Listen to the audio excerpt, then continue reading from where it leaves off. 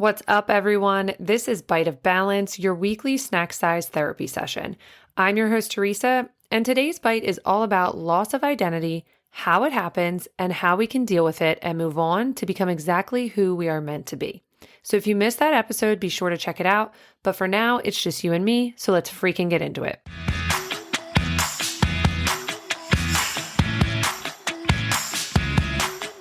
All right. Before we jump into this, let's take a moment to ground ourselves. When talking about a loss of identity, just know it isn't picky. It can strike at any age, any person, any gender. It's that unnerving feeling that creeps in when life takes a sharp turn, leaving you questioning the very essence of who you are. So buckle up, it's about to get real. I think everyone at some point in their life deals with having to reinvent themselves because the version of themselves they thought was forever no longer is. I remember in my early to mid-20s, I was working as a cardiovascular specialist. I was the breadwinner, I had a 2-year-old son, and life was going exactly as I expected it to. Until I got hurt at work, which left me with a career-ending injury. The weight of losing that part of myself was so difficult.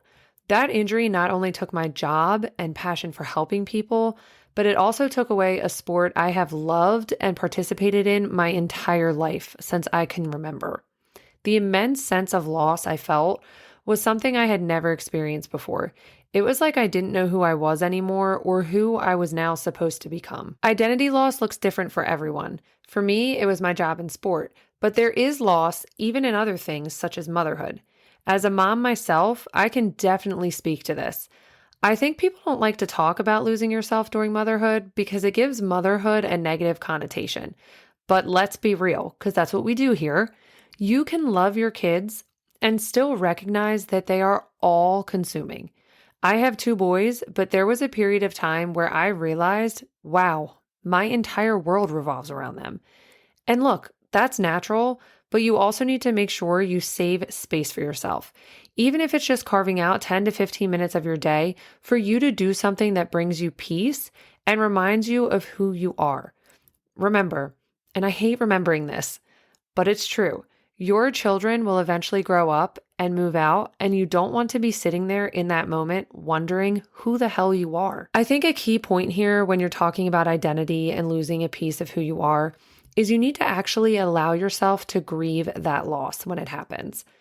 At the time, I was in survival mode. I had just lost my career and my income and my health all at once. I was in fix-it mode. What I should have done was let myself sit with the feeling of loss and accept it, and then move forward. It's important to do that and recognize that losing something that makes up who you are is hard. The only way you can move forward and reinvent yourself is if you allow yourself the space to grieve. This is important because more often than not, you will experience loss of identity more than once in your life, and you need to be prepared and learn how to cope with that loss. Once you allow yourself to grieve that loss, it's time to start redefining your self-worth and your values. Start thinking about what defines you at a value and behavioral level. What things are important to you? And I'm not talking about the things like a home or a car, but things such as morals, things that you can use to help define who you are at your soul. Find out who that person is so that when you lose something like a job or a sport that you felt defined you, you can go back and realize that those are just external things you love and not actually who you are at your core. So as always, we like to leave you with a little take-home tool or some homework, if you will.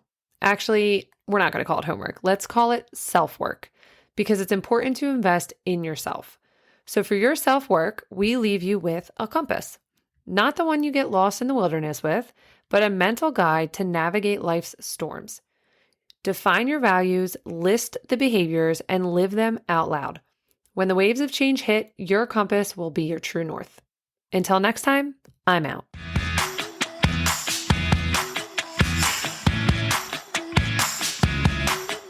The team at Cabana has found your reset button. The answer?